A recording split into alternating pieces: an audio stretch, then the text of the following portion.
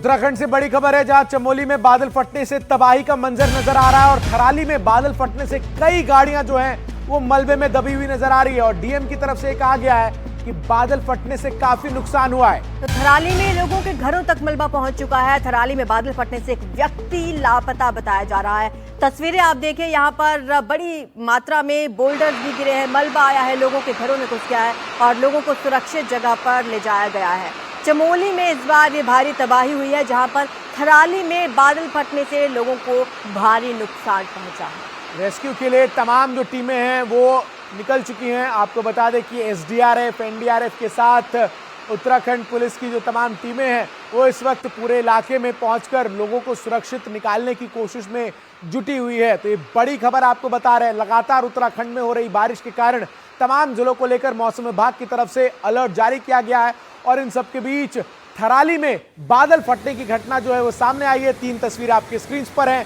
किस तरीके से बादल फटने के बाद तबाही का मंजर नजर आया है, जहां कई गाड़ियां मलबे में दबी हैं, कई घरों को नुकसान पहुंचा है और इस पूरे इलाके में अब रेस्क्यू टीम्स जो है वो पहुंच चुकी है और राहत और बचाव का काम जो है वो चल रहा है। वहीं जो जिलाधिकारी है उनकी तरफ से बयान सामने आया कि बादल फटने से भारी तबाही जो है उसकी आशंका जताई जा रही है।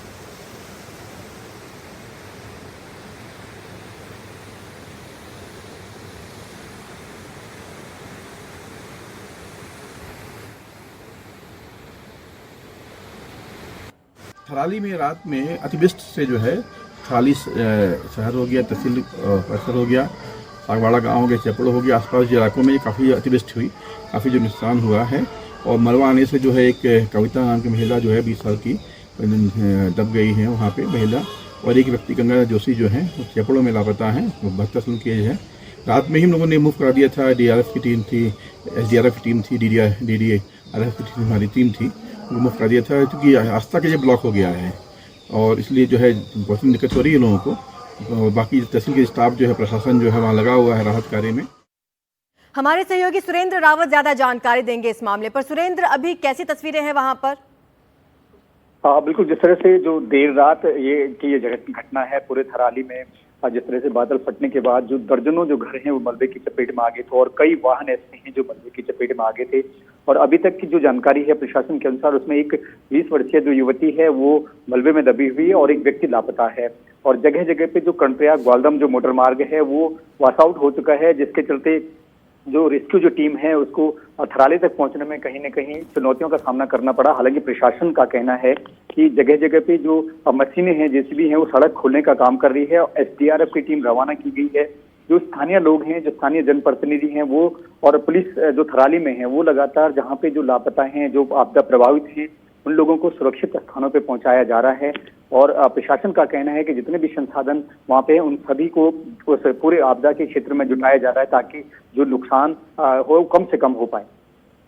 जी सुरेंद्र, शुक्रिया आपका इस तमाम जानकारी के लिए। तो तस्वीरें आपको लगातार दिखा रहे हैं। आपको बता दें रेस्क्यू ऑपरेशन में भी दिक्कतें आ रही हैं क्योंकि आसपास का जो इलाका है वो इससे बुरी तरह से प्रभावित है। पिछली बार भी चंदन हमने देखा था जब धराली में तबाही मची थी कि रेस्क्यू टीमों को वहां तक पहुंचने में वक्त लग गया था। बिल्कुल, क्योंकि जिस तरीके से बादल फटने की घटना होती है उसके साथ ही पूरे इलाके में लगातार हो रही बारिश के कारण इस इलाके तक पहुंचने के लिए जो तमाम रास्ते हैं वो लैंडस्लाइड से बाधित हो जाते हैं और इसलिए सबसे बड़ी चुनौती होती है। लेकिन ये सबसे पहले तस्वीरें इस वक्त आप एनडीटीवी पर देख रहे हैं, थराली में किस तरीके से नुकसान जो है वो हुआ है और सब कुछ जो है वो तहस नहस नजर आ रहा है और मलबे में किस तरीके से नुकसान यहाँ पर घरों को पहुंचाया है, इसके साथ ही किस तरीके से जो पानी है वो अपने साथ मिट्टी में गाद, बोल्डर और तमाम चीजों को लेकर बहता हुआ नजर आ रहा है, वो इन तस्वीरों को देखकर आप अंदाजा लगा सकते हैं। तो कमोबेश मंजर कुछ वैसा ही नजर आ रहा है जैसा धराली में देखने को मिला था। लेकिन ये चमोली के थराली में बादल फटने की घटना के बाद हुए हादसे की तस्वीरें हैं। जो राहत और बचाव के लिए टीमें हैं वो रवाना हो चुकी हैं। अब तक जो है वो एक व्यक्ति के लापता होने की जानकारी सामने आई है। इसके साथ ही कई गाड़ियां जो हैं वो मलबे में दबी हुई हैं और जो तस्वीरें हैं वो भयावह नजर आ रही हैं। तो हमारे सहयोगी सुरेंद्र लगातार हमारे साथ बने हुए हैं। सुरेंद्र, क्या आप बताएंगे कितने घर हैं यहाँ पर, कितने लोग प्रभावित हुए हैं इस बार इस तबाही से?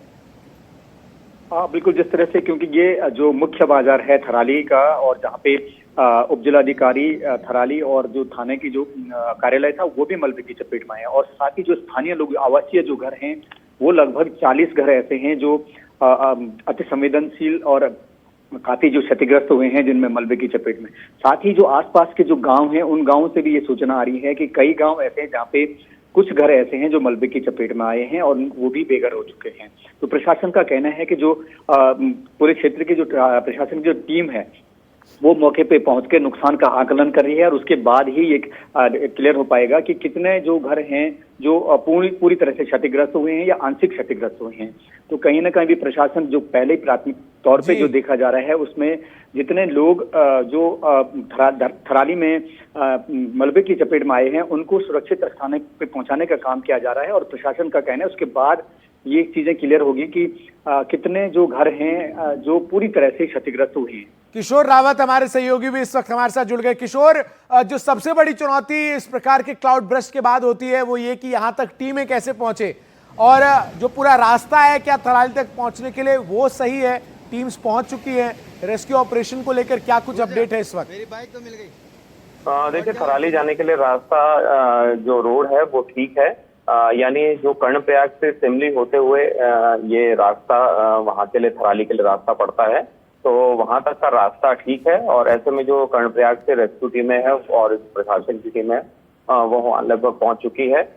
जैसे कि वहां पर जो जानकारी मिल रही है कि अभी फिलहाल जो फौरी राहत है लोगों को, यानी जो सुरक्षित स्थानों पर उनको लाने की वो काम किया जा रहा है। इसके अलावा एक असेसमेंट लगाया जा रहा है कि और पूछा जा रहा है कि घर में कितने लोग थे, अगर कोई घर पूरी तरह से दबा है तो उसमें कितने लोग थे, उसके जो परिवार के सदस्य परिजन है वो कहाँ है। तो एक आकलन लगाया जाता है ताकि ये पता लग सके कि कोई मलबे में तो दबा तो नहीं है या फिर कुछ और लोग मिसिंग तो नहीं है। तो ये सारे आकलन होते हैं, लेकिन फिलहाल जो सबसे पहला आकलन होता है, असेसमेंट किया जाता है कि कितने लोग प्रभावित हुए, क्या नुकसान हुआ। और अभी फिलहाल जो जानकारी मिल रही थी वो एक व्यक्ति अभी लापता है। इसके अलावा जो अन्य जो टीमें हैं वो भी वहां पर पहुंच रही है। और किशोर, मौसम विभाग ने क्या अलर्ट जारी किया है? अभी भी वहां पर बारिश इसी तरीके से होती रहेगी? देखिए, मौसम विभाग ने जो अलर्ट दिया है वो लगभग पूरे उत्तराखंड में भारी बारिश का अलर्ट दिया है। 23, 24, 25 यानी 3 दिन कई जिलों में भारी बारिश से बहुत भारी बारिश का ऑरेंज अलर्ट है। इसके अलावा अन्य जिलों में भी येलो अलर्ट रखा गया है। लेकिन देर रात से लगभग पूरे उत्तराखंड में सभी जगहों पर लगातार बारिश हो रही है, और चाहे वो चमोली हो या उत्तरकाशी, रुद्रप्रयाग, इसके अलावा पिथौरागढ़, अल्मोड़ा, सभी जगह बारिश हो रही है और जिसकी वजह से इस तरह की घटनाएं सामने आ रही है। मेरी बाइक तो मिल गई। बिल्कुल, तो 3 तस्वीरें लगातार एक बार हम फिर दर्शकों को दिखा दें किस तरीके से जो बादल फटने की घटना सामने आई है चमोली के थराली में, उसके बाद वहां तबाही का मंजर जो है वो नजर आ रहा है। कई गाड़ियां जो है वो मलबे में दब गई हैं, कई घरों को नुकसान पहुंचा है। हमारे सहयोगी किशोर रावत और सुरेंद्र लगातार हमें बता रहे हैं कि आखिर किस तरीके से जो टीमें हैं वो राहत और बचाव कार्य में जुट चुकी हैं। और सबसे बड़ी चुनौती यही है कि इस पूरे इलाके में जो मलबा अब इकट्ठा हुआ है बादल फटने के बाद से, वहां से लोगों को किस तरीके से सुरक्षित बाहर निकाला जाए। तो किशोर हमारे सहयोगी लगातार बने हुए हैं। किशोर, एक बार आप अपडेट दे दें कि आपने बताया एक युवक की इसमें बताया जा रहा है कि वो लापता है, और साथ ही दूसरे सहयोगी ये भी बता रहे थे कि एक युवती भी लापता है। क्या अपडेट है, कितने लोग लापता बताए जा रहे हैं? देखिए, अभी ये छट के जानकारी ही मिल पाती है जब ऐसी घटना। जी किशोर, वो टीम और दूसरी टीम है वो नहीं पहुंचती, तब तक ये सारी चीजें बताना मुश्किल होता है। लेकिन अभी फ्लैश फ्लड की जो तमाम जो चीजें आ रही है उसमें भी लापता कितने हैं, हताहत कितने हैं, इसकी संख्या अभी की जा रही है।